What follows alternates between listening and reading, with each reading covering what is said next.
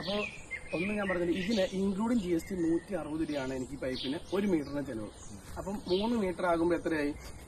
ഏകദേശം ഒരു 460-470 രൂപയോളം ആയി.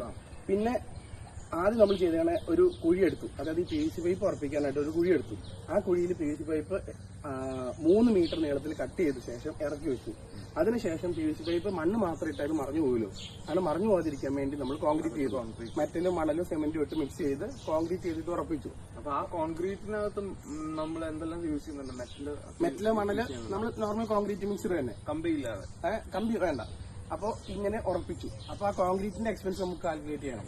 ഒരു പക്ഷേ അത് ഫുൾ കോൺക്രീറ്റ് ആണോ അതോ? അല്ല, ഇതിലൊരു കുഴി എടുത്തിട്ട് ആ ഒരു കുഴി ഒരു 1/2 മീറ്ററോളം അടി പോയിട്ടുണ്ട്. ഇത് 3 മീറ്ററുള്ള പൈപ്പല്ലേ. അപ്പോൾ ഇത് ഏകദേശം 2 മീറ്ററാണ്. അതായത് 3/4 മീറ്ററിനും 1 മീറ്ററിനും ഇടയിൽ അടി പോയിട്ടുണ്ട്. കാര്യം ഈ വെയിറ്റ് വരുമ്പോൾ മറിഞ്ഞു പോകാതിരിക്കാൻ വേണ്ടി.